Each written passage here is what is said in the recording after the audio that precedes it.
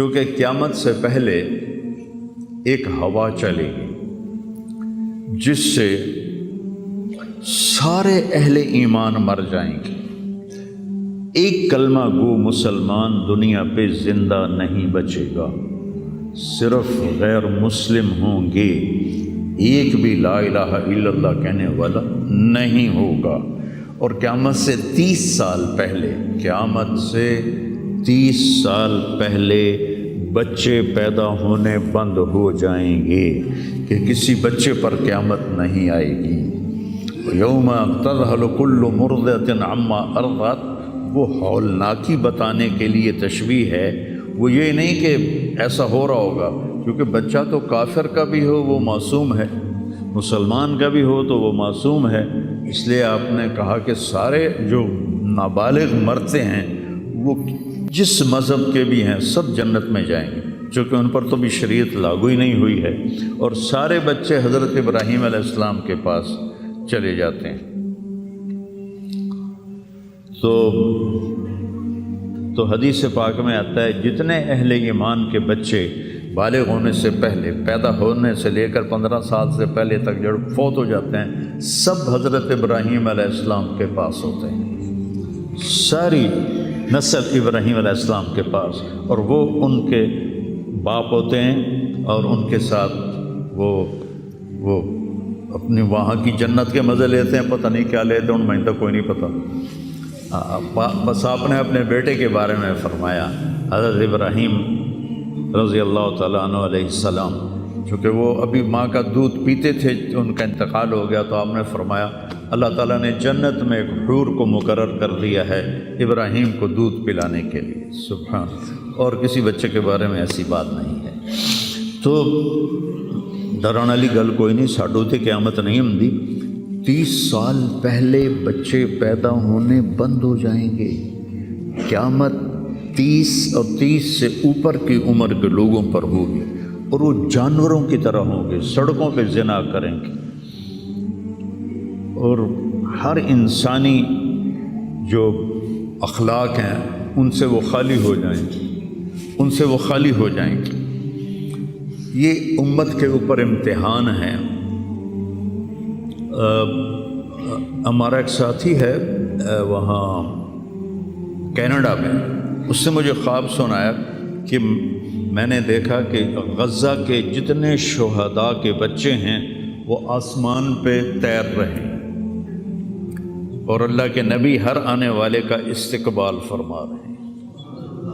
تو ہمیں دیکھنے میں تو بڑا ظلم نظر ہے، ظلم ہے بھی صحیح، لیکن ہماری تو موج ہے، تو سارے جنت میں گئے، جتنے بڑے شہید ہوئے وہ بھی جنتی، عورتیں شہید ہوئیں وہ بھی جنتی، مرد شہید ہوئے وہ بھی جنتی، اور بچوں کا تو میں نے کینیڈا میں ایک نوجوان خواب دیکھ رہا ہے، راونڈ کا پڑھا ہوا ہے، عالم ہے، کہ میں نے خواب دیکھا کہ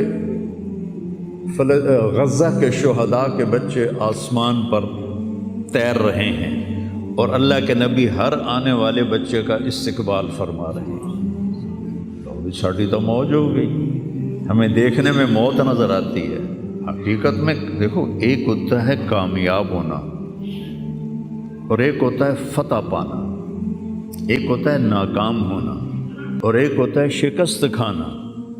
یہ دو الگ چیزیں ہیں، کامیابی الگ چیز ہے، فتح الگ چیز ہے، ناکامی الگ چیز ہے، شکست الگ چیز ہے۔ کربلا کے میدان میں سب سے مقدس خون بہایا گیا، سب سے پاکیزہ خون بہایا گیا، اور ان سب کو شکست ہو گئی، اور وہ سارے گردنیں کٹوا کے نیزوں پہ چڑھ گئے، لیکن وہ ناکام نہیں ہیں، وہ کامیاب ہیں۔ انہیں شکست ہوئی ہے، انہیں ناکامی نہیں ہوئی، وہ کامیاب ہیں۔ اور شمر کا لشکر وہ فتح پایا ہے، وہ کامیاب نہیں ہے، انہوں نے فتح پائی، کامیاب نہیں ہے۔ ابن زیاد کی گردن کٹ کے جب لائی گئی مصعب بن عمیر کے سامنے، جیسے حضرت حسین علیہ السلام کی گردن کٹی ہوئی ابن زیاد کے سامنے رکھی گئی تو وہ ایسے منہ پہ چھڑیاں مار کر کہنے لگا میں نے ایسا خوبصورت چہرہ آج تک نہیں دیکھا جو مرنے کے بعد بھی اتنا چمکتا۔ کٹی ہوئی ابن زیاد کے سامنے رکھی گئی تو وہ ایسے منہ پہ چھڑیاں مار کر کہنے لگا میں نے ایسا خوبصورت چہرہ آج تک نہیں دیکھا جو مرنے کے بعد بھی اتنا چمکتا ہوا تر و تازہ ہو۔ تو حضرت ابو برزہ اسلمی رضی اللہ تعالیٰ عنہ نے کھڑے ہو کر روتے ہوئے فرمایا کہ ظالم یہ چھڑی یہاں سے ہٹا لے، میں نے ان ہونٹوں پہ اللہ کے نبی کے ہونٹوں کو لگتے ہوئے دیکھا ہوا۔ تو کہنے لگا تو بوڑھا ہو گیا ورنہ تیرا بھی سر اڑا دیتا میں۔ تو جب اللہ تعالیٰ انتقام لینے پر آئے اور ابن زیاد کو قتل کیا گیا اور اس کی کٹی ہوئی گردن آئی حضرت مصعب بن عمیر کے سامنے، تو ایک دم مجمع میں ہلچل مچی، جاءت وہ آیا، کیا دیکھا؟ ایک چھوٹا سا سانپ، اتنا انتہائی تیز، وہ تیزی سے آیا اور اس کی ناک میں داخل ہوا اور منہ سے نکل گیا، پھر اس کی ناک میں داخل ہوا اور منہ سے نکل گیا، پھر اس کی ناک میں داخل ہوا، پھر اس کے منہ سے نکل کے پھر غائب ہو گیا۔ تھوڑی دیر کے بعد پھر آواز آئی، وہ آیا، تو دیکھا وہی سانپ پھر آ رہا ہے اور آ کر اس کی ناک میں داخل ہوا اور پھر نکلا نہیں، اندر ہی غائب ہو گیا۔ فتح پائی ابن زیاد نے لیکن ناکام ہو گیا، شکست کھائی امام حسین علیہ السلام اور ان کے 72 ساتھیوں نے، لیکن وہ کامیاب ہو گئے۔ جنگ سے پہلے آپ کو اونگ آ گئی تو آنکھ کھلی تو آپ ہنسنے لگے۔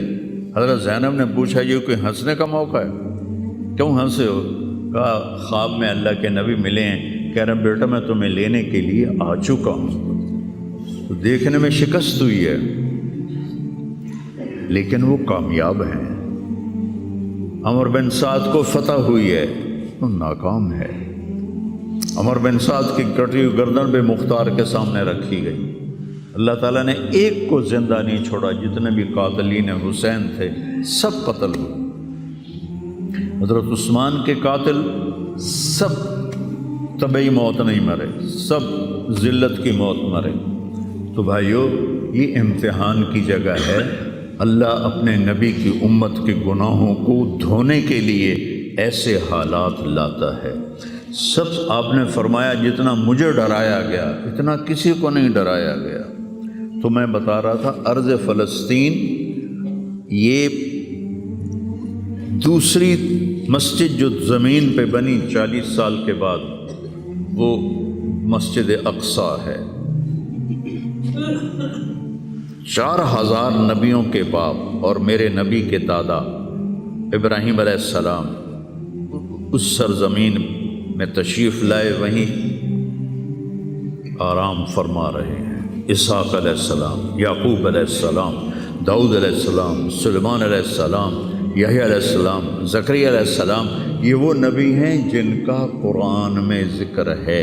اس کے علاوہ بھی سینکڑوں نبی ہیں جن کے نام نہ تاریخ میں ہیں نہ قرآن میں ہیں، جو اس سرزمین کے اندر ہیں۔ یہ محشر کی سرزمین ہے، یہ نبیوں کی سرزمین ہے۔ میرے نبی نے فرمایا ارض المنشر والمحشر، یہ محشر کی سرزمین ہے اور دوبارہ زمین سے باہر نکلنے کی سرزمین ہے۔ اور پہلا بڑا معرکہ روم اور صحابہ کے درمیان ہوا تھا فلسطین میں، اجنادین کے مقام پر جو آج رملہ کہلاتا ہے۔ رملہ کے قریب یہ روم کی تعداد 90,000 تھی اور صحابہ کی تعداد 30,000 تھی، اور خالد ابن ولید رضی اللہ تعالیٰ عنہ وہ لشکر کے امیر تھے۔ اس وقت وہ عراق میں تھے۔ جب حضرت ابو بکر صدیق کو پتہ چلا کہ جو 18 دن کا تھا اور ایک راستہ تھا جس سے لوگ آتے جاتے تھے وہ 2 مہینے کا تھا، تو حضرت خالد نے فرمایا میں اس صحرا کو پار کروں گا۔ لوگوں نے کہا ہم بھوک سے مر جائیں گے، پیاس سے مر جائیں گے۔ کہا جس لشکر میں رافع ابن عمیرہ ہو وہ لشکر ہلاک نہیں ہو سکتا۔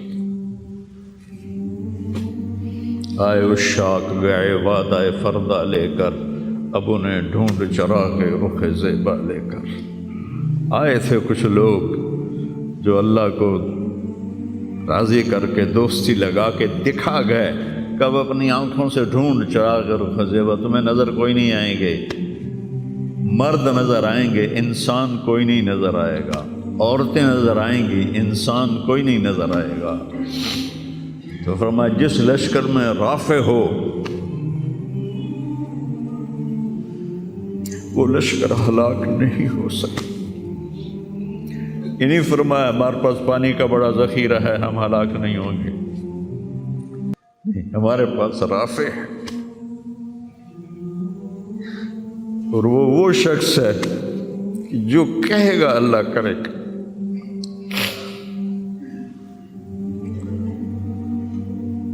18 دن میں اس کو پار کیا، اور ایک مقام پر آ کر پانی ختم ہو گیا، 3 دن بغیر پانی کے گزارے۔ تو صحابہ نے کہا کہ اب ہم مرتے ہیں، طاقت نہیں ہے، کہا رافع کو بلاؤ۔ رافع کی آنکھیں خراب تھی، فرمانے لگے رافع پانی چاہیے، کہنے لگے اچھا مجھے بتاؤ کہاں ہیں ہم، کیونکہ وہ دیکھ نہیں پا رہے تھے۔ تو انہوں نے فرمایا کہ فلاں جگہ۔ اب صحرا میں تو کوئی نشان منزل ہوتا ہی نہیں، تو کوئی انہوں نے جھاڑیاں بتائیں، کہنے کچھ جھاڑیاں دیکھو ایک طرف کٹھی ہوں، کٹھی جھاڑیوں کا کوئی جھنڈ ہو، مجھے بتاؤ ہے؟ انہوں نے کہا ہاں وہ نظر آ رہا ہے، کہ مجھے وہاں لے چلو۔ وہاں لے گئے، ایک جگہ اشارہ کیا کہ یہاں سے زمین کھودو، زمین کھودی تو پانی کا چشمہ نکل کے باہر آ گیا۔ کبھی ہم بھی تم میں بھی چاہت تھی، کبھی ہم بھی تم میں بھی راہ تھی، کبھی ہم بھی تم بھی تھے آشنا، تمہیں یاد ہو کہ نہ یاد ہو۔ اللہ نے تو بے وفائی کی نہیں، ہم نے بے وفائی کی۔ اس کی مدد جو رکی ہوئی، یہ بھی اس کی مدد ہے۔ ہمارا شہید جنت میں جا رہا ہے، اگر زندہ ہے، زخمی ہے، بھوکا ہے، گناہ معاف ہو رہے ہیں۔ جہنم کی آگ سے ایک سوئی کا نکا عام آدمی ویکھ ہی نہیں سکتا، دھاگا نہیں پا سکتا، جس دن کی نظر کمزور ہوئے، اتنا چھوٹا ہوتا ہے۔ میرے نبی فرمایا، جبریل علیہ السلام نے آ کے عرض کیا یا رسول اللہ، سوئی کے نکے کے برابر اگر جہنم کی دیوار میں سوراخ ہو جائے تو اس میں سے جو آگ کی چنگاری نکلے گی پوری دنیا کو کوئلہ بنا دے گی۔ اس کے سامنے یہ تکلیف تو بڑی تھوڑی ہے، لیکن بات اصل یہ ہے کہ ہم نے اللہ سے دوستی چھوڑ دی۔ یہودیوں کو گالیاں بعد میں دو، پہلے ہم اپنے گریبان۔ تجھے کیوں فکر ہے اے گل دلے صد چاک بلبل کی، تو اپنے پیرہن کی چاک تو پہلے رفو کر لے۔ کتنا جھوٹ بولا جا رہا ہے، کتنے جھوٹے مقدمے ہیں، کتنی والدین کی نافرمانی ہے، کتنے گھریلو ناچاکیاں ہیں، کتنا سود چل رہا ہے، کتنا شراب کے ٹھیکے چل رہے ہیں، کتنے لوگ نمازیں چھوڑ چکے ہیں۔ صرف حکمرانوں کو میں کیا گلہ دوں، آج ہم سارے اس حمام میں ننگے ہیں۔ تو یہ اللہ کی رحمت ہے، اگر کسی کو اللہ نے اس امت کو اگر دنیا میں وہ جھٹکے دیتا ہے۔ مجھے ایک آیت بھی یاد آ گئی، دونوں کو حال بتاتا ہوں۔ ایک ہے جنہوں نے اللہ کو نہیں مانا، تو اللہ کہتا ہے ذرہم یأکلوا ویتمتعوا ویلہہم الامل فسوف یعلمون۔ میرے محبوب کرن دے انہاں نوں موج میلا، 4 دہاڑے انہاں نوں موج میلا کرن دے انہاں نوں میرے کول آون دے، ووٹ ویکھی میں کی کرنا، ٹھیک ہوگی۔ ہمارے بارے میں کیا کہا، وَلَنُذِيقَنَّهُم مِّنَ الْعَذَابِ الْأَدْنَىٰ دُونَ الْعَذَابِ الْأَكْبَرِ لَعَلَّهُمْ يَرْجِعُونَ۔ میں تمہیں دنیا میں چھوٹے چھوٹے عذاب دوں گا، بڑا عذاب نہیں دوں گا آخرت کا۔ یہ غزہ کی جو تباہی ہے یہ چھوٹا عذاب ہے، یہ چھوٹی تکلیف ہے۔ دون العذاب الاکبر، فَيُعَذِّبُهُ اللَّهُ الْعَذَابَ الْأَكْبَرَ يَصْلَى النَّارَ الْكُبْرَى، اور عذاب اکبر نار کبرا جہنم ہے۔ تو میرا اللہ کہہ رہا ہے کہ میں تمہیں چھوٹے چھوٹے عذاب دوں گا، بڑا عذاب نہیں دوں گا، تاکہ تم توبہ کر کے میری طرف آ جاؤ، اور جو مجھے نہیں مانتے انہوں نے چھٹی دیتے۔ جو بچہ اسکول میں پڑھتا ہے اسی کی حاضری ہوتی ہے، غیر حاضری ہوتی ہے۔ جو پڑھتا ہی نہیں تو اس کی کون حاضری لیتا ہے یا غیر حاضری لیتا ہے؟ اپنے بچہ کوئی غلطی کرے تو اس کو تنبیہ کی جاتی ہے، گلی کا بچہ کوئی کچھ کرے تو ہم نے کبھی دیکھا ہے کہ کیا کر رہا ہے؟ یہ امت میرے اللہ کی لاڈلی امت، اس وجہ سے نہیں کہ ایسے کوئی بڑے حاجی پارسا ہیں، اپنے حبیب کی وجہ سے، اپنے محبوب کی وجہ سے یہ امت اللہ کی لاڈلی امت ہے۔ اللہ ہمیں بھی بندر خنزیر بنا سکتا ہے، ہمیں کیوں چھوڑا ہوا ہے؟ تو گنبد والے کے لیے درود پڑھو،